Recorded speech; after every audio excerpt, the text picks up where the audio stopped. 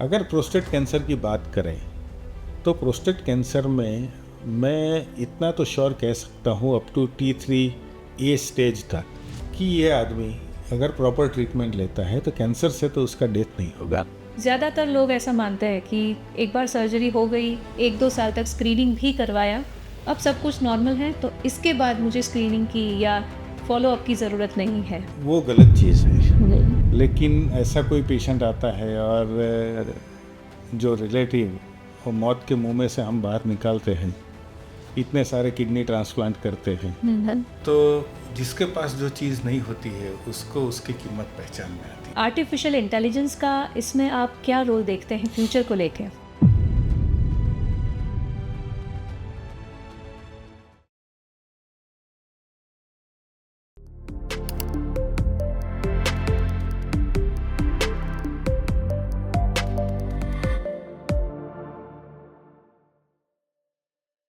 Hello and welcome to another episode of our podcast Euro Wellness. I am your host Anuja Purohit. Today's topic is really important. आज के topic में हम एक ऐसी condition के बारे में बात करेंगे जिसमें बहुत ज़्यादा मेन अफेक्ट होते हैं, लेकिन ये चीज़ शायद डर की वजह से या प्रॉपर नॉलेज नहीं होने की वजह से या नेग्लिजेंस की वजह से जब तक एडवांस नहीं हो जाती तब तक इट गोज़ अनडिटेक्टेड. वाई? क्योंकि ये सबसे सेकेंड मोस्ट कॉमन कंडीशन है जो वर्ल्ड वाइड मेल्स को, एजेड मेल्स को अफेक्ट करती है. Yes, you guessed it right. We are going to talk about prostate cancer. Prostate cancer के साथ कई सारी मिथ्स जुड़ी है, कई सारे हमारे मिसकंसेप्शन है, डर भी है या तो नॉलेज कम है. लेकिन इन सारी चीज़ों के बारे में आज हम बात करेंगे. Diagnosis, science, symptoms, treatments, prevention और अर्ली स्क्रीनिंग के बारे में भी बात करेंगे. प्रोस्टेट कैंसर की ABCD जानने के लिए आज हम पहुंच चुके हैं अहमदाबाद, जहां हमारे साथ जुड़े हैं इंडिया के renowned euro oncologist doctor Kamlesh Patel. Doctor Kamlesh Patel Zydus hospital Thaltej Ahmedabad में अपनी सेवाएं दे रहे हैं और आज अपने बिजी स्केड्यूल में से हमारे लिए वक्त निकालकर हमारे साथ जुड़े हैं. So let's welcome him. Doctor Kamlesh, welcome to our podcast. Thank you. Before diving into our topic, You yourself look so fit. हर एक पेशेंट के लिए आप रोल मॉडल हैं. डॉक्टर्स की लाइफ बहुत हैक्टिक होती है, आपके सर्जरीज के स्केड्यूल होते हैं. कैसे इन सारी बिजी स्केड्यूल के बीच में आप अपने आप को फिट रखते हैं? Because I start my day early in the morning. I used to wake up at 5. From 5:30 to 7, I used to keep that period for myself, for exercise. And after that half an hour with friends, that is non-medicos friends, and we used to take the breakfast together. So mental health for half an hour and for 1.5 hour I used to keep myself fit. Wow. So keeping a balance between your personal life, professional life and also mental and physical health, that's great. क्योंकि हम पूरा दिन from morning 8 to evening 7, we are always in working position. Yes. Either in surgery, that is also stressful, or in the OPDs, that also all the patients, always patients come with the pain. So if you are with the pain, then you are not able to relieve anyone's pain. Absolutely. So I always feel that one should be a fit, Right. those who want to relieve the pain of others. बिल्कुल. तो doctor Kamlesh, अगर आपको एक line में बताना हो आपकी ज़िंदगी का मंत्र तो आप क्या कहेंगे? To be a pain free and to make others pain free. सही बात है. और एक डॉक्टर होने के नाते आपका ये अप्रोच बहुत ही लाजमी है और इसीलिए शायद पेशेंट्स आपको इतना प्यार करते हैं और आपकी इतनी बड़ी लंबी करियर में बहुत सारे ऐसे किस्से होंगे जो आपके दिल के बहुत करीब होंगे. कोई मेमोरेबल केस होगा, कोई एक ऐसा मेमोरेबल केस हमारे साथ भी शेयर कीजिए. मेमोरेबल केस में ऐसा है कि when the young kids come with the critical condition of the kidney, and if you save that kidney, तो जो उनकी माँ को खुशी मिलती है वो देख के हमें लगता है कि really whatever we did for 12 years of my life, did a very hard work. After 12 I did a 12 year study. So initially मुझे लगता था कि ये 12वीं के बाद 12 साल पढ़े. And that also every day reading is more than 12 hours. Oh. तो ऐसा लगता था वो टाइम पे कि life is not worth to be so much hard. Yes. लेकिन ऐसा कोई पेशेंट आता है और जो रिलेटिव वो मौत के मुंह में से हम बाहर निकालते हैं, इतने सारे किडनी ट्रांसप्लांट करते हैं, तो जिसके पास जो चीज़ नहीं होती है उसको उसकी कीमत पहचान में आती है. बिल्कुल सही बात है. See, if you look at the young generation, lot of people not maintaining routines. Yes. अब यंग जनरेशन में देखेंगे तो कोई बार 2 बजे तक घूमते हैं, कोई 4 बजे तक घूमता है. कई बार कैडेवर ट्रांसप्लांट रहता है, मैं रात को आता हूँ 2 बजे सर्जरी के लिए. Lot of people are just sitting Right. over the bikes, over the cars. Someone is smoking, someone is just hangovering there. वो टाइम पे मुझे लगता है कि लाइफ में कुछ करने के लिए वन शुड बी एटलीस्ट कि इतने बजे उठना है, इतने बजे सोना है, ये तो करना ही है. बिल्कुल. लाइफ में अगर कुछ पाना है तो you have to lose something. If you want to get something you have to lose something. Otherwise आप नहीं पा सकेंगे. तो हार्ड वर्क के बिना कोई पॉसिबल नहीं है कि you are able to achieve something. तो लाइफ में वो तो हर बच्चों को सीखना चाहिए. सबको पाना है कुछ ना कुछ अच्छा, लेकिन काम नहीं करना है. अगर काम करने की उम्र में काम नहीं करेंगे तो फिर सफलता कैसे मिलेगी. हाँ. बहुत अच्छी बात बताई डॉक्टर कमलेश ने. हेल्दी रूटीन फॉलो करना ये हमारी आदत होनी चाहिए, लेकिन ये ही बात हम मिस करते हैं. हमारी जो लाइफस्टाइल है आजकल बहुत स्ट्रेसफुल हो गई है, और आई गेस हर छोटे बड़े दुख दर्द जो हमारे शरीर में होते हैं वो उसके साथ जुड़े हैं. ऑफ कोर्स मेंटल हेल्थ भी अफेक्ट होती है. प्रोस्टेट कैंसर भी एक ऐसा टॉपिक है, और इसके ऊपर बात करना ज़्यादा इम्पॉर्टेंट है क्योंकि लैक ऑफ नॉलेज या लोग खुलकर उसके बारे में पहले से बोलते स्क्रीनिंग नहीं करवाते. आप क्या मानते हैं, आपकी इतनी बड़ी करियर में क्या आपने ऑब्जर्व किया है प्रोस्टेट कैंसर के पेशेंट्स को लेके? हाँ, मैं मेरी जर्नी की बात करूँ तो science has evolved a lot. मैं अगर ईयर की बात करूँ तो I had completed my 12th इन 1985. अनामत का पीरियड था वो टाइम पे. गुजरात में अनामत आंदोलन था और अवर एग्ज़ाम 12वीं कक्षा की एग्ज़ाम 6 महीने लेट हुई थी. वो टाइम से लेके आज के दिन की अगर मैं बात करूँ तो वो टाइम पे जब मेडिसिन में एडमिशन लेना था तो basically I am more interested in art. In NID if you remember और इफ़ यू नो, अहमदाबाद में एक आर्ट इंस्टीट्यूट है, डिज़ाइनिंग इंस्टीट्यूट है, very prestigious institute. I stood first in entrance. Oh really? Yes. That's great. और हमारे time पे वो time पे ऐसा था कि मेडिकल इंजीनियरिंग जो लॉट बुलाते थे LD इंजीनियरिंग में ही रहता था. बिल्कुल. हर आदमी को जो नंबर के वाई हिसाब से लॉट रहते थे दिन के. तो वो टाइम पे जब मैंने एग्ज़ाम तो दिया था, मुझे सब में मिल रहा था. Okay. My father was a professor. He says whatever you like you are allowed to do it because you are able to get anything, engineering, medicine or architectural. All I used to get it at that time because of good marks in 12th. But the day when we left from Ladol, because that is my native place and I studied in Ladol. It's a small village in Gujarat. My grandfather told that your father had left medicine because of only 1 marks.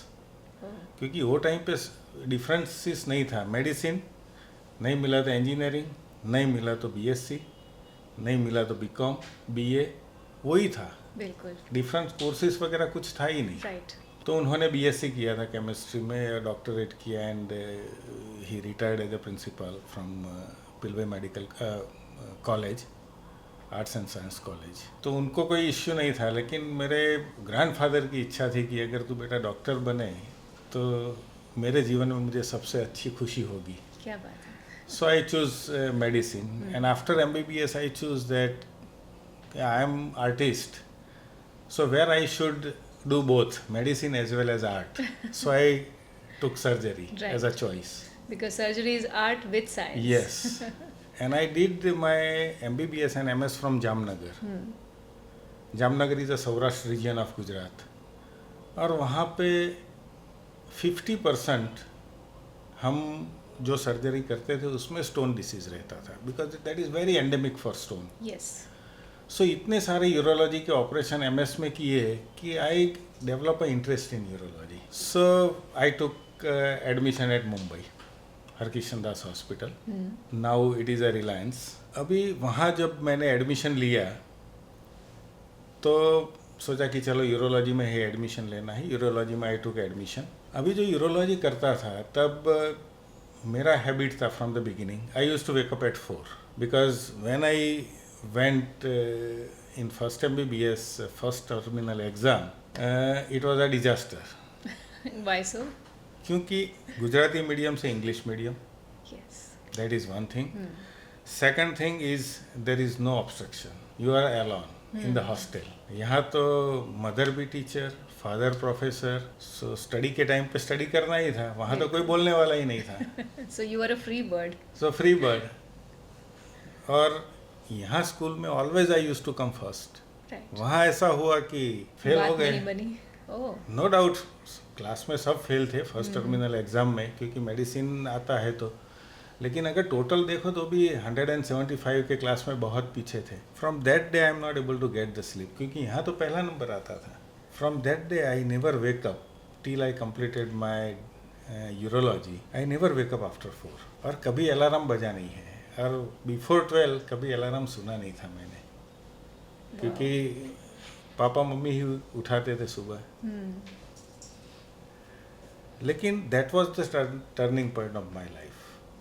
और उस दिन I had decided कि सुबह तो 4-4:30 बजे library में आने का, 7:30 बजे तक पढ़ने का या 7:45 बजे तक, 15 मिनट कैंटीन में जाके चाय नाश्ता करके कॉलेज. क्योंकि Really वहाँ का strict atmosphere routine you were है. following. हाँ, रात को अगर मूवी देख के 1 बजे आए तो भी सुबह तो 4 बजे उठ के आना ही है. Okay. नेक्स्ट ईयर का फर्स्ट डे है.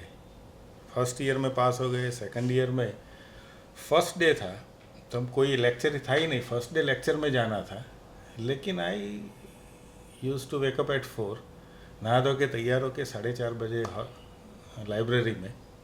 अगर पढ़ते नहीं है तो वहाँ का एटमॉस्फेयर लाइब्रेरी का ऐसा था कि अब अगर कोई जूनियर आया जिसको पता है कि ये कमलेश सेकंड ईयर MBBS में है, तो जूनियर जो पढ़ता है फर्स्ट ईयर वाला, उसको पता नहीं चलता है तो आता है, अरे ज़रा देखो ना ये समझ में नहीं आता है. Right. क्योंकि lot of are Gujarati medium student. तो उसमें क्या होता है कि टीचिंग भी हो जाता है, हमें भी रिवाइज हो जाता है, बिल्कुल. और हमें भी पढ़ते हैं कुछ पूछना है तो सेकंड ईयर जो आगे थर्ड टर्म में है उसको पूछ के पढ़ लेते थे. Wow. जो अभी वो मोबाइल के ज़माने में वो चला गया, इंटरनल कॉन्टेक्ट्स ही चले गए हैं स्टूडेंट के. लेकिन उससे क्या होता था कि रिवीजन बहुत होता था और पढ़ते गए. अभी जब मैं यूरोलॉजी में था तो वो टाइम पे लेप्रोस्कोपी का एरा आया था, minimal invasive surgery. Okay. That was in 94-95. I was at Mumbai studying. तो यूरोलॉजी में तो था नहीं, एंडो यूरोलॉजी था. एंडो यूरोलॉजी तो करते थे, लेकिन वहाँ लिस्ट में देखते थे लेप्रोस्कोपिक अपेंडिसेक्टोमी है, doctor SK Bansali. might be everyone knows because the person who had operated Amitabh Bachchan Yes. in his injury. तो उनकी सर्जरी थी. तो आउट ऑफ क्यूरियोसिटी मैं गया थिएटर में. वो थिएटर में जाके कॉर्नर पे खड़ा था. उनका नेफ्यू आए थे वहाँ से लेप्रोस्कोपी के इक्विपमेंट लेके लंदन से पढ़ के, और लेप्रोस्कोपी चालू किया. तो मुझे लगा कि देखने में बहुत मज़ा आया मुझे. एंड आई थॉट कि ये सीखना तो पड़ेगा because I love that things. और मेरा बेसिक नेचर आर्ट का था. बिल्कुल. इसके लिए तो मेरी बेटी भी अभी she did product designing Oh, great. From USA reads, because उसको भी बहुत आर्ट में मज़ा आती. Right. तो क्या हुआ कि उसमें देख के कभी भी लेप्रोस्कोपी है, cholecystectomy, at that time they use to take 4 hours 5 hours वो सर्जरी के. लेकिन मुझे देखने में मज़ा आता था. बाद में यूरोलॉजी कंप्लीट हुआ तो वहाँ वो टाइम पे इंटरनेट था नहीं. आर्टिकल देखने के लिए अलग अलग इंस्टीट्यूट में घूमते थे. Right. कई बार KEM में गए, क्योंकि हमारी कॉलेज में 2-3 जर्नल आते थे हरकिशन दास में. 5-6 वहाँ बॉम्बे हॉस्पिटल में आते थे. 2-4 KEM में आते थे। राइट, तो सब साथ में पढ़ने वाले फ्रेंड तो रहते ही थे, बिल्कुल। क्योंकि साथ में क्लिनिक भरते थे। तो वहाँ जाने का आर्टिकल पढ़ते थे, तो वहाँ एक बार देखा प्रोफेसर राल्फ क्लेमेंट का कि स्टार्टेड लेप्रोस्कोपी इन यूरोलॉजी। वो टाइम पे मेरे दिमाग में आ गया कि नहीं, अभी लेप्रोस्कोपी तो सीखना ही पड़ेगा। सो 98 में पास होके मैं अहमदाबाद आया, और अराउंड नवंबर 98 में हमने हॉस्पिटल शुरू किया with one of my friend Dr. Bhavin Patel. He is GI surgeon. At present he is practicing here only at Zydus. Okay, हम दोनों साथ में ही आए थे 2015 में। अभी वो तो GI सर्जन था, उसने लेप्रोस्कोपी की ट्रेनिंग ली हुई थी। तो हमने स्टार्ट किया, तो लेप्रोस्कोपी, एपेंडिसेक्टोमी और कोलिसिस्टेक्टोमी वो टाइम पे होती थी। यूरोलॉजी का में तो लेप्रोस्कोपी था नहीं, ओके, वहाँ एंडो यूरोलॉजी था, प्रोस्टेट वगैरह का ऑपरेशन, बाकी ओपन सर्जरी थी। अभी टर्निंग पॉइंट ये आया कि हमने जो शुरू किया, तो शुरू में तो क्या है कि 2 साथ में सर्जन काम करते हैं। यूरोलॉजी का है कि जनरल सर्जरी का केस है कि जीआई का केस है कोई भी, तो 2 लोग साथ में करेंगे तो स्ट्रेस लेवल कम होगा, कॉम्प्लिकेशन कम होगा, and we are able to give a proper result to our patient. Right, क्योंकि हॉस्पिटल तो साथ में किया था दोनों ने, और वो भी मेरी बेटी के नाम पे था, आस्था किडनी एंड लेप्रोएंडोस्कोपी हॉस्पिटल। तो हर लेप्रोस्कोपी में मैं स्क्रब होता ही था साथ में। राइट, फिर क्या हुआ कि मेरा hand eye coordination God gift गिनो, कि मेरा पहले से आर्ट में रुचि गिनो, बिल्कुल। वो करके मुझे मज़ा आने लगा, और आई had started operating with him. फिर ऐसा हुआ कि कभी ओपीडी में है वो नहीं आया, एनेस्थेटिस्ट ने एनेस्थेसिया दे दिया है, तो I had started doing, surgeon तो थे ही हम दोनों, राइट, तो I got pickup that things. अभी 2000 की साल में first time Ralph Clemen India आ रहे थे, एम्स में, दिल्ली। ओके, वो टाइम पे laparoscopy was not there much in India. हाँ, गायनेक में था वो सिर्फ टीएल के लिए, एपेंडिसेक्टोमी के लिए, कोलिसिस्टेक्टोमी के लिए, लेकिन यूरोलॉजी में बॉम्बे और दिल्ली में, यूरोलॉजी में नहीं था। यूरोलॉजी में everyone is trying to get into it, okay, because Ralph Clayman also started in 93-94। Right, previously no one is doing laparoscopy in urology. तो मैं दिल्ली गया कॉन्फ्रेंस में, क्योंकि मैंने एपेंडिसेक्टोमी और कोलिसिस्टेक्टोमी किया था, तो हैंड आई कोऑर्डिनेशन आ गया था। राइट, अभी हम गए दिल्ली देखने के लिए, यहाँ से 2-4 मित्र थे, टीचर्स भी थे, मैं सबसे जूनियर था उसमें, ओके, एंड हो गए अहमदाबाद में, हम राजधानी एक्सप्रेस में जाके देखा, काफ़ी लोगों ने वो सर्जरी, डिफरेंट सर्जरी दिखाई वहाँ। 3 दिन का कॉन्फ्रेंस था, लेकिन मैंने सिर्फ रेडिकल नेफ्रेक्टोमी राल्फ क्लेमेन की ही देखी। ओके, वो देख के, ऑल उसकी सर्जरी देख के, I used to sit outside, close my eyes and revise whole surgery, oh, just to memorise, because यहाँ आके मुझे करनी थी। मैंने एक 7 सेंटीमीटर का किडनी कैंसर था, उसको मैंने रख दिया था कि मैं जिस दिन पहुंचूंगा उस दिन, वो अगले दिन एडमिट होने वाले थे, ओके, और वही दिन मैं सुबह 8 बजे सर्जरी करने वाला था। वाओ, और वो मेरे गांव के ही थे, मेरे पहचान के थे, मुझे बोलना नहीं था कि लेप्रोस्कोपी करना है कि ओपन करना है उनको। Okay, so that was your call. That was my call, because अगर उसमें साइन भी मैं करूँ रिलेटिव में तो भी चल सके, ऐसा था। So I had kept that surgery. Okay, तो जब मैं सुबह उतरा राजधानी में, फ़ोन आया। वो टाइम पे बड़े बड़े मोबाइल फ़ोन थे हमारे पास, कॉर्डलेस फोन। नहीं, मोबाइल फ़ोन आ गए थे बड़े बड़े। I am talking in 2000। Right, तो हमारे 2 मित्र थे साथ में, डॉक्टर पंचाल एंड डॉक्टर अभय खांडेकर। वो बोला कि क्या क्या कमलेश, क्या सर्जरी रखा है? मैंने बोला लेप्रोस्कोपिक रेडिकल नेफ्रेक्टोमी। क्या बोल रहा है कि हमारे सर्जरी नहीं है, we would like to come and see. Oh,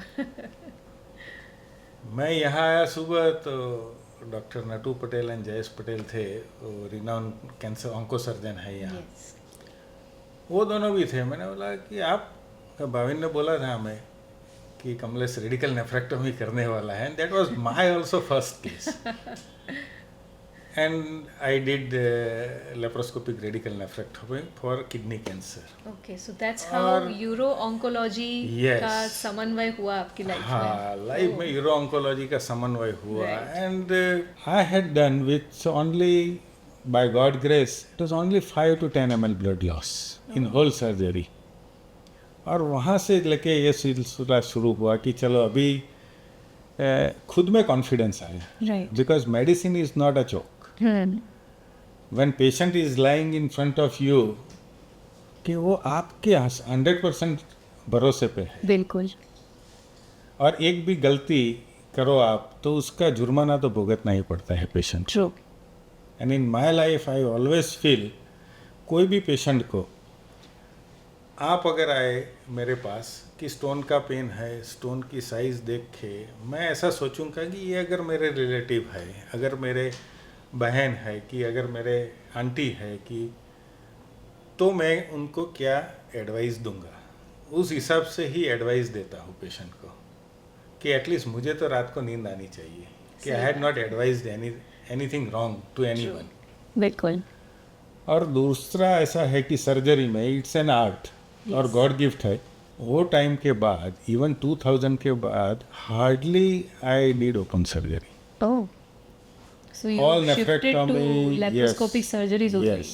Wow. Even in pediatric patient, I had operated so many pediatric patient laparoscopy के लिए, because 2000 में जब मैंने चालू किया, only few means I think I am the first one to start laparoscopy. Okay. अभी kidney cancer, बाद में पीडियाट्रिक पेशेंट शुरू किया करने का. Imagine. Even non-residential Indian also, I had operated so many pediatric patients for pyeloplasty. It's a congenital anomaly. उसमें laparoscopy में 3 mm के पॉट के साथ, after 3 months you are not able to see the scar on that kid. Wow. So it's really nice outcome of the treatment. Yes, so that was the advantage at that particular time. अभी तो robot का ज़माना आ गया है. बिल्कुल. तो ऐसे जो कैंसर सर्जरी में कन्वर्ट हुआ, और तब से कैंसर का सिलसिला शुरू हुआ. Right. अभी हम अगर प्रोस्टेट की बात करें, लेप्रोस्कोपी की, तो प्रोस्टेट की laparoscopic surgery was very difficult task, क्योंकि मैं 2000 से सर्जरी करता था, लेकिन किडनी सर्जरी, नेफ्रेक्टोमी है, पार्शियल नेफ्रेक्टोमी है, पाइलोप्लास्टी है, नेफ्रोयूरेक्टोमी है, लेकिन ब्लैडर कैंसर और किडनी कैंसर की surgery even I had not tried Okay. Basically, क्योंकि वो ओपन करते थे तो भी 2 लोग साथ में मिल के करते थे. लॉट ऑफ ब्लड लॉसेस होता है. बिल्कुल. Prostate is situated deep in the pelvic cavity. और दूसरा रीज़न ये था कि वो टाइम पे अवेयरनेस नहीं था, और most of the patients we detect late. बिल्कुल. उसमें क्या होता है कि इनिशियली डिटेक्शन का कोई वो था ही नहीं, क्योंकि प्रोस्टेट कैंसर है, बिनाइन एनलार्जमेंट है, नॉन मैलिग्नेंट प्रोस्टेटिक एनलार्जमेंट है, तो उसके सिम्टम्स अर्ली आते हैं. Okay. और प्रोस्टेट जो कैंसर होता है, प्रोस्टेट की आउटर लेयर में होता है कॉमनली. तो दोनों के सिम्टम्स में फर्क क्या होता है? सी बिनाइन एनलार्जमेंट होता है वो ट्रांजिशनल जोन में, कि यूरेथ्रा के आजू बाजू के जोन में होता है, तो वो बड़ा होता है तो यूरेथ्रा को कॉम्प्रेस करता है, जी. और दबाता है, तो पेशेंट का जो फ्लो जाता है वो पहले ऐसा जाता था 2 फुट तक, बाद में 1 फुट, बाद में आधा फुट, बाद में 2 पैर वाइड करके ही उसको पेशाब करना पड़ता है, बिल्कुल. अदरवाइज पैर वो होते हैं. बाद में इंटरमिटेंसी आती है. Okay. फाइल प्रोस्टेट कैंसर में क्या है कि प्रोस्टेट ये है, बीच में यूरेथ्रा जाता है, लेकिन सराउंडिंग जो पोर्शन रहता है उसमें कैंसर होता है commonly. Okay. 80% of the time the cancer, prostate cancer starts from peripheral zone. Okay. So तो does it उसके spread सिम्टम्स नहीं आते inside? हैं. अगर आप डॉक्टर के पास गए, उसने डिजिटल रेक्टल एग्जामिनेशन किया, तो पहला डायग्नोसिस होता है कैंसर, क्योंकि वो जल्दी पाल्पेट हो जाता है. इसके लिए तो इनिशियली पीएसए भी नहीं था. अभी PSA means prostatic specific antigen. Okay. Prostatic specific antigen वो अर्ली डिटेक्शन के लिए नेसेसरी था, लेकिन इन 90s नहीं था. अच्छा. उसके बाद में उसका इन्वेंशन हुआ, और प्रोस्टेटिक सर्जरी का रोल और क्यूरेटिव कैंसर का रोल आया ही PSA के इन्वेंशन के बाद। तो PSA के बारे में हमें ज़्यादा बताइए। हाँ, अभी जो आपने क्वेश्चन किया PSA का, तो PSA means prostatic specific antigen. अभी जो सिम्टोमेटोलॉजी की जो बात बताई कि जो बिनाइन एनलार्जमेंट होता है उसमें तो P का इश्यू आता है। राइट। अभी जो कैंसरस पोर्शन है वो आउटसाइड साइड में रहता है, तो उसमें क्या होता है कि सिम्टम्स अर्ली नहीं आते हैं, जब डिलेड होता है मीन्स एडवांस कैंसर हो जाता है उसके बाद में ही प्रोस्टेट के सिम्टम्स आते हैं। Okay. Only in 25% of the patients come with either early detection if the cancer is little bit of inside in the transitional zone, और अगर बिनाइन एनलार्जमेंट है एज के रिलेटेड, प्रोस्टेट तो बड़ा होता ही है जी लेकिन कैंसर होने से थोड़ा जल्दी बड़ा होकर कॉम्प्रेस करता है तो सिम्टम्स आते हैं। जी। अगर ज़्यादा एडवांस हो जाता है तो हिमेचुरिया होता है, बाद में वो जाके यूरेटर को कॉम्प्रेस करता है तो हाइड्रोनेफ्रोसिस होता है, और patients come with increase creatinine, okay. Patients come with retention of urine, लेकिन वो सब एडवांस डिसीज में होता है। राइट। अभी हम PSA की बात करते हैं, तो PSA जब डायग्नोस हुआ उसके बाद में अर्ली डिटेक्शन शुरू हुआ। अर्ली डिटेक्शन से एडवांटेज क्या होता है कि अभी के ज़माने में जब if again we can go back to 2000 कि 2000 में जब मैंने कैंसर सर्जरी शुरू किया यूरोलॉजी में, तब लेप्रोस्कोपी में सब करता था, लेकिन ब्लैडर और किडनी वो लेप्रोस्कोपी नहीं करते थे, वो ओपन करते थे। ओके। और ओपन करने के लिए ब्लीडिंग भी बहुत होता था, इनकंटिनेंस भी बहुत रहता था, Right. एनास्टोमोसिस भी बहुत डिफिकल्ट था। मैंने 2000 में लेप्रोस्कोपी शुरू किया, ईयर 2000 में। राइट। 99 में शुरू किया था, लेकिन यूरोलॉजी का surgery I had started in year 2000। और I remember that story now when you told me about this thing, क्योंकि वो पेशेंट बांग्लादेशी था एंड यंग गर्ल थी, और उसका पूरा आया था कि मिनिमल इन्वेजिव हार्ट सर्जरी किया। और पहली बार डॉक्टर विपुल पटेल करके है, he is urologist and he is doing only prostatic surgery in US, and today he did a highest robotic radical prostatectomy in the world. तो वो फर्स्ट टाइम डेमोन्स्ट्रेशन के लिए आए थे okay. And he showed robotic surgery. Ideally robotic is robotic assisted laparoscopic surgery. Right. तो वो time पे मैं बैठे देख रहा था, 3 सर्जरी उन्होंने दिखाई, अराउंड 1.5 to 2 hours में ख़त्म होती थी सर्जरी पूरी। तो वो टाइम पे मुझे थॉट आया कि रोबोट तो अभी अमेरिका में है, यहाँ आएगा कब आएगा, ये दिल्ली में तो आया है लेकिन अहमदाबाद में कब आएगा, that we don't know. Yes. तो why I am not able to try for laparoscopy, क्योंकि अमेरिका में तो लेप्रोस्कोपी कर रहे हैं, वो तो मैंने देखा था, लेकिन it was very difficult at that time when I shown a laparoscopic surgery, right. Because lot of bleeding and lot of deep space, and so I didn't got a courage to do that difficult surgery at that time, okay. because I was young also relatively at that time. तो ये देखने के बाद मुझे confidence आ गया कि नहीं, I can do this. वाह। और वहाँ से आके, उसके पहले तो ओपन सर्जरी करते थे, वहाँ से आके मैंने लेप्रोस्कोपिक रेडिकल प्रोस्टेटेक्टोमी किया ओके। मेरी हॉस्पिटल में, विद द कॉन्फिडेंस दैट अगर नहीं होगा तो ओपन करके सर्जरी तो ख़त्म कर देंगे। राइट। पेशेंट को 3 होल ज़्यादा आएगी, उससे ज़्यादा तो कोई नुकसान नहीं कर रहे हैं, बिल्कुल।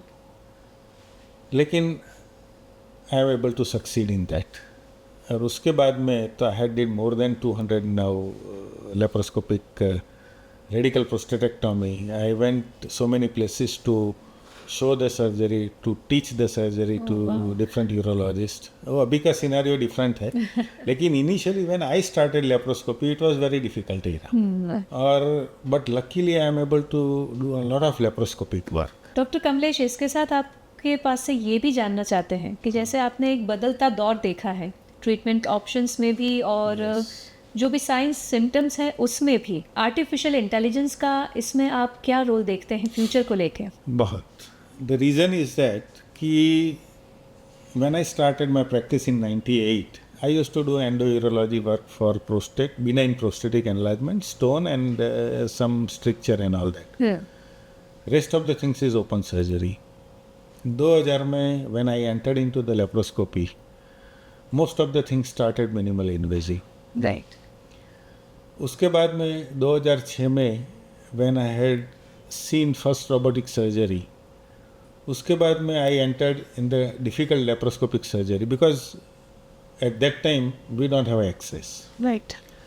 So exactly from 2006 to 2010, I had done around 150 to 200 even laparoscopic prostatectomy. Even total laparoscopy, I had done more than 3,000 at that time. Now it is crossed more than 5,000. Wow. लेकिन 2016 में we got robot in Zydus Hospital. Wow. And after that, we did each and every surgery which has been done by the robot in urology anywhere in the world. Amazing. अभी हमने सब surgery कर ली है. We have a lot of data. Right. And now even more than 2,500 surgery has been completed at Zydus Hospital, robotic surgery. So अभी का system different है. लेकिन the conversion from open surgery to minimal invasive surgery to robotic surgery, I had seen all these three. We are lucky that we had seen complete era बिल्कुल। of transformation in medical science. Yes. And nowadays AI came. Before that we are thinking and also managing for the nanotechnology. Yes. Nano is also coming in a big way. Lot of research is going on in nanotechnology in medical world. Right. कि robot inject करो, वो जाके cancer को cell को सबको destroy करके बाहर आ जाएगा. बिल्कुल। नैनो टेक्नोलॉजी में people work on that way. Yes. लेकिन एआई, आज के ज़माने में एआई, अभी आप कहीं भी जाओ तो AI it is everywhere. Is everywhere. Yes. Medical science में अभी क्या हुआ है कि अभी आज मुझे ऐसा है कि चलो मुझे एआई में कुछ डेटा कलेक्ट करना है कि अगर मैं कुछ सर्जरी करने जाता हूँ कि मैं ये टाइप से सर्जरी करूँ, तो पहले तो मुझे ये ख्याल आएगा कि ठीक है भाई, मैं ये टाइप से करना है, ये टाइप से करना है, लेकिन उसका एडवांटेज क्या है, ये अगर नुकसान करता है तो मेरे पेशेंट को कि नहीं है, इतने परसेंटेज में फ़ायदा करता है, क्या क्या कॉम्प्लिकेशन हो सकते हैं, क्या नहीं हो सकते हैं. So you have to analyze that. Yes, analyze that things, and I have to get the data that the person who has analyzed in the world. Right. पहले तो हम जब पढ़ाई करते थे तब तो जो बड़ी इंस्टीट्यूट थी वहाँ जाके लाइब्रेरी में बैठ के इंडेक्स ढूंढ के देखते थे. बिल्कुल. तो for one article to get I may spend more than a day. और अब सब कुछ एक क्लिक पे हमारे सामने आ जाता है. गूगल आने के बाद एटलीस्ट मुझे मिल जाते हैं, लेकिन मुझे मिलता है कि भाई 6,000 है आर्टिकल, वो 6,000 तो देखने पड़ेंगे कि उसमें से कितने आपके काम के हैं. राइट. अभी एआई आने से क्या हो गया कि अगर मुझे चाहिए कि ये स्पेसिफिक सर्जरी, ये स्पेसिफिक थिंग्स, ये स्पेसिफिक कॉम्प्लिकेशन मुझे देखना है, मैं अगर टाइप करके एआई को बोल देता हूँ, वो मुझे धड़ 10-15 रिजल्ट दे देता है. बिल्कुल. और समराइज करके भी देता है. समराइज करके पूरा देता है. राइट. तो वो मेडिसिन में एडवांटेज हो गया हमें. दूसरा क्या हुआ कि अगर मैं रोबोटिक सर्जरी करता हूँ कि लेप्रोस्कोपिक सर्जरी कर रहा हूँ, मुझे ट्यूमर इंट्रारीनल है, एक्स्ट्रारीनल है, मुझे ये सपोज कि प्रोस्टेट कैंसर की बात करें आज, तो प्रोस्टेट के बीच में तो यूरेथ्रा रहता है, ब्लेडर में कितना नज़दीक है, मीडियन लोब है कि नहीं, यूरेट्रिक ओरिफिस कितना दूर है, डिस्टेंस क्या है, वो मुझे अगर 3D चाहिए, 2D चाहिए, डायमेंशन चाहिए, वो सब एआई से इतना क्विक हो जाता है. और अभी एआई के ज़माने में मैं अगर रोबोट के काउंसिल पे भी अगर देखना चाहूँ रेडियोलॉजी की इमेज, एमआरआई की इमेज, तो I am able to see it. Right. So उससे क्या होता है, प्रिसीजन बढ़ जाता है. Right. And it's a win-win situation. Win-win situation. Right. दूसरा क्या है कि रेडियोलॉजी और पैथोलॉजी में, क्योंकि हर पेशेंट पूछेगा cancer, you know it is a cancer. Initially ऐसा था कि भाई कैंसर हुआ, अभी कैंसर, बिल्कुल, life is gone now, Yes. It's a end. अगर प्रोस्टेट कैंसर की बात करें तो प्रोस्टेट कैंसर में मैं इतना तो श्योर कह सकता हूँ अप टू T3A स्टेज तक कि ये आदमी अगर प्रॉपर ट्रीटमेंट लेता है तो कैंसर से तो उसका डेथ नहीं होगा. एआई के रोल के बारे में, ट्रीटमेंट प्लान और डायग्नोसिस को लेकर हमने बहुत सारी बातें डॉक्टर कमलेश से जानी. लेकिन हर एक सर्जरी की कुछ ना कुछ साइड इफ़ेक्ट्स होती ही है, चाहे मिनिमल इन्वेजिव हो या ओपन सर्जरी हो। डॉक्टर कमलेश, प्रोस्टेट कैंसर के लिए अगर पेशेंट सर्जरी करवाता है तो उसके बाद क्या क्या साइड इफ़ेक्ट्स ऐसी होती हैं जो पेशेंट को फेस करनी पड़ती हैं? यस, उसमें ये अगर मैं आज बताऊँ आपको कि जब ओपन सर्जरी का एरा था वो टाइम पे तो काफ़ी कॉम्प्लिकेशंस रेशियो ज़्यादा था, yes. particularly incontinence, impotency and anastomotic stricture। क्योंकि प्रोस्टेट निकालने के बाद पेशाब की थैली को हम यूरेथ्रा के साथ जॉइंट करते हैं, वहाँ अगर नैरो हो जाता है तो पेशेंट को रिटेंशन हो जाता है। अगर वो चौड़ा करते हैं तो इनकंटीनेंस हो जाता है। सर्जरी के बाद incontinence is a major issue. Right. I can say now at least after seeing my result it was a major issue, क्योंकि लेप्रोस्कोपी के एरा के बाद ये complication ratio has drastically gone down.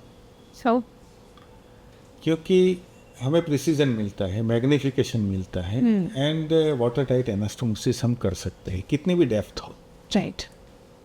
Open surgery में वो possible नहीं था, बिल्कुल। पेल्विक की डेप्थ में। यस। अभी रोबोटिक के आने के बाद तो और फ़ायदा हो गया, क्योंकि अगर सर्जरी के कॉम्प्लिकेशन की बात देखें तो 2 कॉम्प्लिकेशन सबसे ज़्यादा थे, बाकी के माइनर कॉम्प्लिकेशन कभी कोई पेशेंट में होते थे, वो रिपेयरेबल थे। अच्छा। लेकिन इनकंटीनेंस एंड इम्पोर्टेंसी वो 2 मेजर एस्पेक्ट थे। इम्पोर्टेंसी का एस्पेक्ट वो टाइम पे तो कम था, क्योंकि जो हमारी सोसाइटी की ओर से देखें तो आफ्टर ये डिसीज़ है आफ्टर द एज ऑफ 50-60 होता है। यस। और यूजुअली फैमिली लाइफ पूरी हो गई होती है 50-60, क्योंकि पहले तो 20 साल में शादी कर देते थे, अभी वो 30-35 तक पहुंच गए हैं। राइट। तो वो भी लंबा होता है। और अभी क्या है कि थोड़ा बहुत मॉडर्नाइजेशन के बाद even people are thinking that one should be a man's health should be powerful up to 75 age also। तो अभी importance is also major issue, लेकिन वो शॉर्ट आउट किया मोर देन 50% रिकवरी रोबोटिक आने के बाद हो गई। ओके। क्योंकि रोबोटिक में 10 टाइम मैग्निफिकेशन दिखता है, उसके अलावा 3D विज़न मिलता है, मैग्निफिकेशन 3D विज़न, और इसके साथ इंस्ट्रूमेंट की डेक्स्टरिटी मिलती है। बिल्कुल। So 360 degree you can rotate the instrument in robotic. Right. In laparoscopy is a 2-stick surgery. So sometime in the depth you are not able to get a good angle बिल्कुल। to save the nerves. Right. While in robotic surgery, robot आने के बाद ऐसा हुआ कि आप neurovascular bundle को maximum save कर सकते हैं, पर्टिकुलरली जो लो स्टेट डिसीज है। बिकॉज ये सर्जरी करते हैं तो पहला आपका कंसेप्ट होना चाहिए कि भाई कैंसर क्योर। बिल्कुल। कैंसर के भोग से अगर इम्पोर्टेंसी अटकाए तो that is not good thing Visible नहीं फॉर द पेशेंट। सही बात है। तो अगर अर्ली डिसीज होता है उसमें we are able to save the case. Right. इसमें भी एआई का पोर्शन आता है कि अगर एमआरआई किया है, एमआरआई और सीटी किया है, वो एमआरआई को अगर एआई के माध्यम से we are able to see exactly what is the distance between the mass, capsule, neurovascular bundles, so at which particular part you can save the most okay. and at which particular part you can sacrifice the most। Right. तो आप वो करके आप impotency और complication भी बचा सकेंगे और कैंसर क्योर भी दे सकेंगे। सो ये सब एआई और रोबोटिक और टेक्नोलॉजी आने के बाद हर दिशा में, मेडिसिन में तो ठीक है लेकिन हर दिशा में फ़ायदा हुआ। बिल्कुल। कई दिशा में गैर फायदा हुआ है कि यूएस में आज everyday 10,000 jobs people are losing in the computer science, लेकिन एआई नए जॉब्स क्रिएट करेंगी। Yes. You have to learn something new जी। After that. क्योंकि अगर मेरी बात करूँ तो मैं जो पढ़ा था उसमें से आज कुछ नहीं है, मैं कुछ नहीं कर रहा हूँ। Everything what I learn and what I am doing is new. Right. Over the period of time during my journey of 25 years in practicing urologist, whatever I had learned in my residency as a student, I am very rarely one or two things which I had learned, that is TURP, that's all. That is also now bipolar, HOLAP. A lot of changes came in the field of medicine in the last 25 years. Right कभी कभी ऐसा life में होता है कि जहाँ से हमने शुरुआत की होती है, अगर हम फिर उसके एंड तक जाके या उस जर्नी में व्हेन वी लुक बैक, हमको चीज़ें बहुत अलग देखने को मिलती है. हमारी सोसाइटी में डिसीज़ेस को लेके ऐसी बहुत सी मिथ्स होती है जो हमें थोड़ा सा गुमराह कर देती है या मिसकंसेप्शंस लोगों में फैलाती है.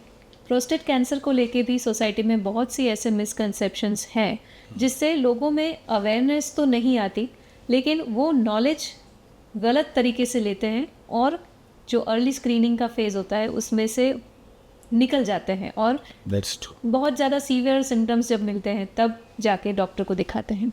ऐसे कुछ मिथ्स के बारे में आज हम बात करेंगे. हमारे दर्शकों के लिए शायद वो बहुत ही यूज़फुल होंगी. तो लोग ये मानते हैं कि ज़्यादा स्पाइसी फूड खा लिया तो प्रोस्टेट कैंसर होगा ओल्ड एज लाइफ में, या ज़्यादा दूध पीने से कैंसर क्योर हो जाता है या नहीं होता. फूड रिलेटेड ऐसी मिथ्स सही है कि गलत? See, as such सही नहीं है.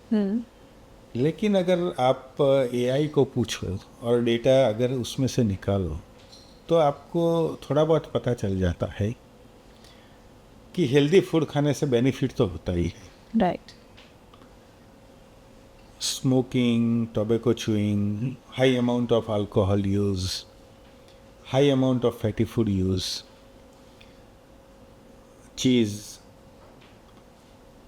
वो सब खाने से जो डिफ़िकल्टीज होती है ऑर्गन को उसको पचाने में, उससे सेल डैमेज होता है. कैंसर क्यों होता है और कैंसर क्या है, यस. वो मैं बेसिकली दर्शकों को बताना चाहूँगा क्योंकि उसमें भी मिथ्स है. उसको मैं अगर सिंप्लीफाई करूँ तो abnormal proliferation of abnormal cell is called cancer. कहीं भी है, ये हेड से लेके टो तक कहीं भी abnormal proliferation of abnormal cell. क्योंकि अपना बॉडी हम सब देखते हैं कि जो लाइव ऑब्जेक्ट रहता है वो चेंजेस होते रहते हैं. बिल्कुल. हमारी स्किन भी 6 महीने में चली जाती है, नए नए सेल आते रहते हैं. वैसे हर ऑर्गन में ऐसा है. लीवर अगर आधा निकाल के आपके रिलेटिव को दे दिया तो आधा रीजनरेट 6 महीने में हो जाता है. ट्रू.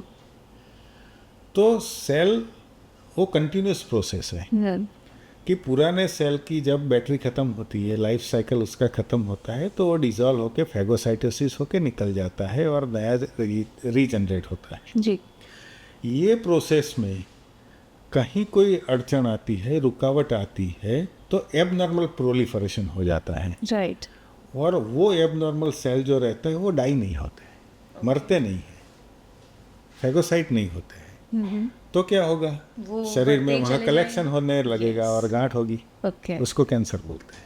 राइट. तो वो जिस शायद चीज़ ब्रेस्ट को का हो, लीवर का हो, किडनी का हो, प्रोस्टेट का हो, स्किन का हो. तो जिस चीज़ को बॉडी में नहीं होना चाहिए वो अगर है, हाँ. That creates cancer. यस. वो साइकिल जो डिस्टर्ब होता है, वो साइकिल डिस्टर्बेंस की वजह से कैंसर होता है. तो कई ऐसे फूड है, हैबिट्स हैं. अगर आप ग्रीन लीफी वेजिटेबल्स ज़्यादा खाते हैं, फ्रूट्स ज़्यादा लेते हैं, जो ओरिजिनल ह्यूमन का खुराक था पहले, हैं, ज़्यादा कुक फूड नहीं खाते हैं, राइट. रो फूड खाते हैं, वो सब में क्या है कि लाइकोपेन और ऐसे जो हार्मोन्स आते हैं, मिलते हैं, उससे ये पूरी सिस्टम, डाइजेस्टिव सिस्टम स्मूथ रहती है. राइट. उससे वो सब प्रकार के कैंसर होने की संभावना कम होती है. तो सिर्फ स्पाइसी फूड या सिर्फ नहीं, सिर्फ मिल्क वो से मिथ्स है. मिथ्स है. ओके. एक और चीज़ भी सर्जरी को लेके लोगों में होता है कि अगर एक बार प्रोस्टेट का सर्जरी करवा दी तो उसके बाद हमें प्रोस्टेट का कैंसर कभी नहीं होगा. It's gone for ever. Is it true? अगर प्रोस्टेट कैंसर है और रेडिकल प्रोस्टेटेक्टोमी किया है, अर्ली स्टेज डिसीज है, तो गॉन फॉर एवर. लेकिन स्टेज 2 तक ठीक है. स्टेज 3 के बाद ऐसा होता है कि माइक्रोमेटास्टेसिस होता है. ओके. वो माइक्रोमेटास्टेसिस ऐसा है कि अभी तक कोई साइंस ऐसा डेवलप नहीं हुआ है कि माइक्रोमेटास्टेसिस हमें पता चले. ओके. मुझे लगता है कि we are able to get lot of data after AI come and enter into the pathology. कि वो स्लाइड के डेटा में कौन सी स्लाइड में कौन से सेल थे, कौन सा उसका ग्रेड था, कौन सी पैटर्न थी, वो पैटर्न में कितने पेशेंट्स को रिकरेंस हुआ कहीं भी, ओके वो पता चलने के बाद we are able to come with the exact data. लेकिन आज की तारीख में मैं बोलूँ तो T2 तक का कैंसर जो रहता है और अगर कंप्लीट क्लियरेंस होता है तो उसको recurrence ratio is less than 5% life time. लेकिन अगर T3A और B रहता है, T3A रहता है तो उसका रिकरेंस रेशियो इज़ अराउंड 35%. लेकिन अभी उतनी सारी मेडिकल मोडालिटी है कि उसमें मोर्टालिटी इज़ वेरी लेस. बिल्कुल. अगर T3B रहा डिसीज़, थोड़ा बहुत एक्सटेंसिव डिसीज़ है, पॉजिटिव मार्जिन है, तो उसमें एसोसिएटेड हार्मोनल और रेडिएशन थेरेपी लेने से अपार्ट फ्रॉम द सर्जरी, उसको ट्राइमोडल थेरेपी बोलते हैं अभी. ओके तो उसमें रिकरेंस रेशियो बहुत कम हो जाता है और 5 to 10 ईयर्स सर्वाइवल काफ़ी लंबा हो जाता है. ओके. लेकिन फिर भी ध्यान रखना ज़रूरी है. ऐसा नहीं है कि प्रोस्टेट कैंसर कम्प्लीटली चला जाए. कंप्लीटली चला जाए. राइट. ज़्यादातर लोग ऐसा मानते हैं कि एक बार सर्जरी हो गई, 1-2 साल तक स्क्रीनिंग भी करवाया, अब सब कुछ नॉर्मल है, तो इसके बाद मुझे स्क्रीनिंग की या फॉलोअप की ज़रूरत नहीं है. वो गलत चीज़ है. नहीं.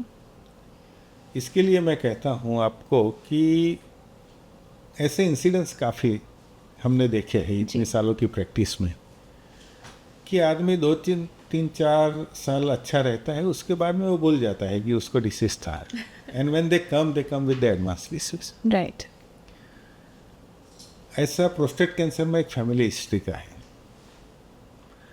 जिसके फादर को कैंसर है या दादा को कैंसर था, तो उसको बच्चे को होने का चांसेस 4-fold हायर हो जाता है.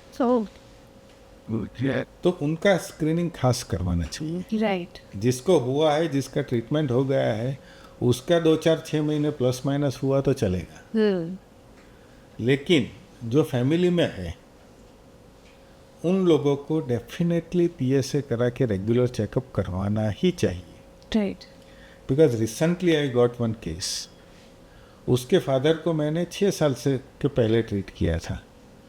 मैंने उसको बोल दिया था कि after the age of 50 every year PSA करा के दिखाना है. उसने 2 साल दिखाया, उसके बाद में कोविड आ गया. तो कोविड में तो फादर का भी बंद था फॉलोअप, उसका भी बंद था. Right.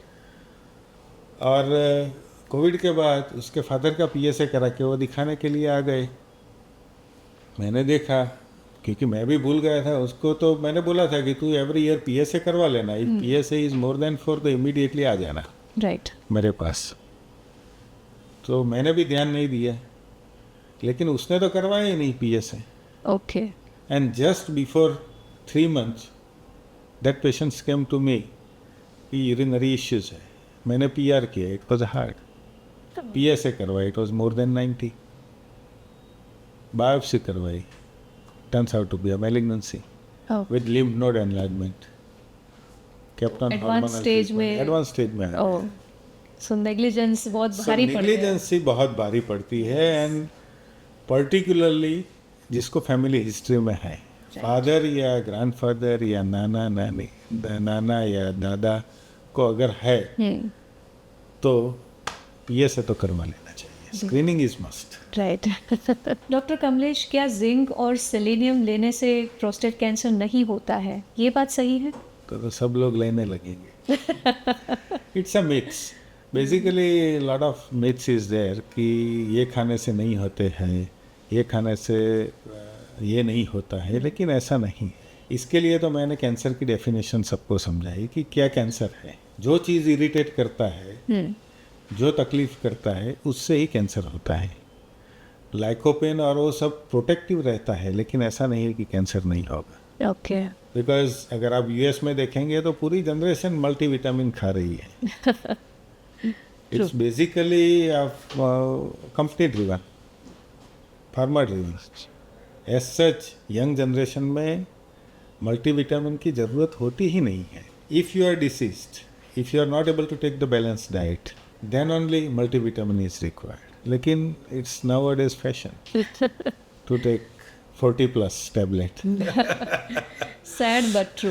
Sad but true. Doctor Kamlesh ने बहुत सी ऐसी बातें बताई, छोटी छोटी बातें जो हम रोज़ बरोज़ की ज़िंदगी में वी एनकाउंटर दोज थिंग्स, लेकिन शायद निगलेक्ट करते हैं, या तो ओवर एंथुजियास्ट होके, जैसे सर ने बताया कि टैबलेट्स मल्टीविटामिन्स लेते हैं, लेकिन जो हमें सही में करना चाहिए, हमारा प्रॉपर डाइट फॉलो करना चाहिए, एक अच्छा रूटीन बनाना चाहिए, जो एक बेसिक नेसेसरी है, उससे हम दूर चले जाते हैं।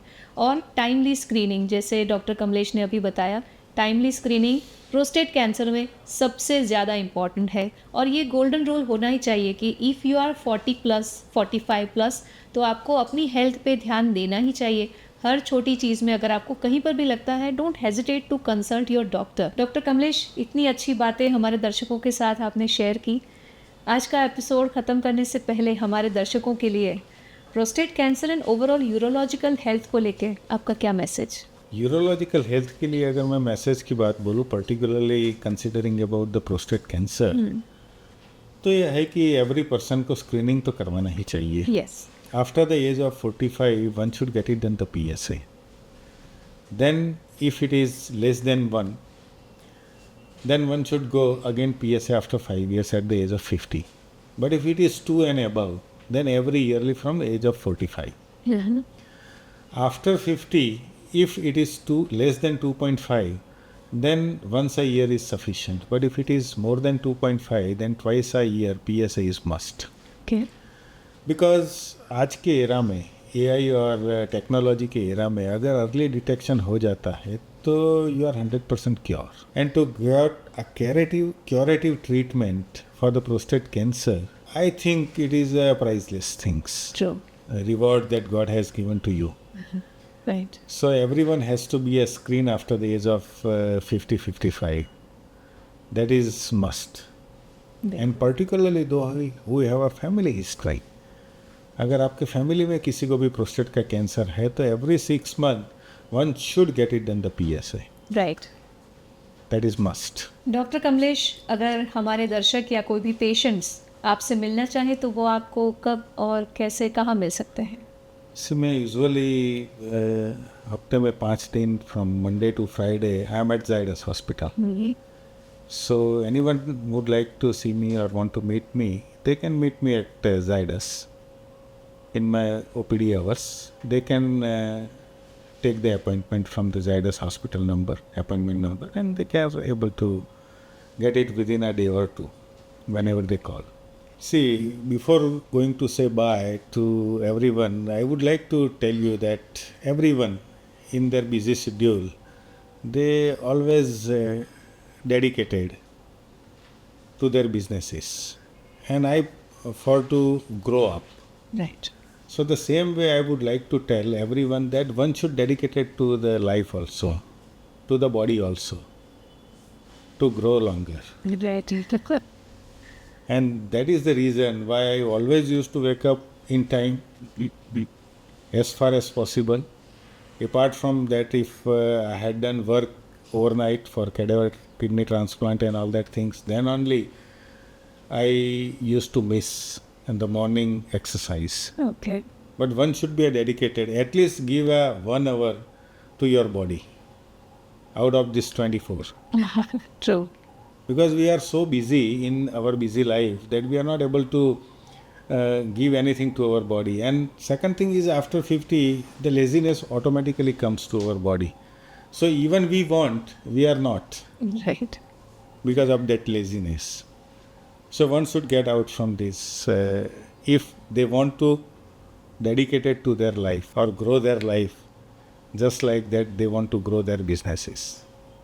Right. Only 1 hour is sufficient for good and long life. Thank you doctor Kamlesh Patel. आज बहुत सी बातें हमारे दर्शकों के साथ आपने शेयर की, एंड आई एम श्योर कि इन सभी बातों से आपका फ़ायदा होगा, आपके फैमिली मेम्बर्स का भी फ़ायदा होगा, क्योंकि हमारे पॉडकास्ट का अल्टीमेट गोल यही है कि हर छोटी ऐसी बात जो आपकी हेल्थ को अच्छी बना सके वो हम आप तक पहुंचाएं. आज के इस एपिसोड में डॉक्टर कमलेश का हम बहुत बहुत शुक्रिया अदा करते हैं अपने इतने बिजी स्केड्यूल में से वक्त निकाल के हमारे साथ जुड़ने के लिए. Thank you doctor Kamlesh for joining with us. Thank you. Thank you. And also viewers, thank you so much for joining with us. ऐसे ही यूरो वेलनेस के और भी एपिसोड में हमारे साथ जुड़े रहिए। इंस्टाग्राम, स्पॉटिफाई, एप्पल पॉडकास्ट और यूट्यूब पर भी हम अवेलेबल हैं। जल्दी मिलते हैं नए एपिसोड के साथ, तब तक के लिए इजाज़त दीजिए। नमस्कार।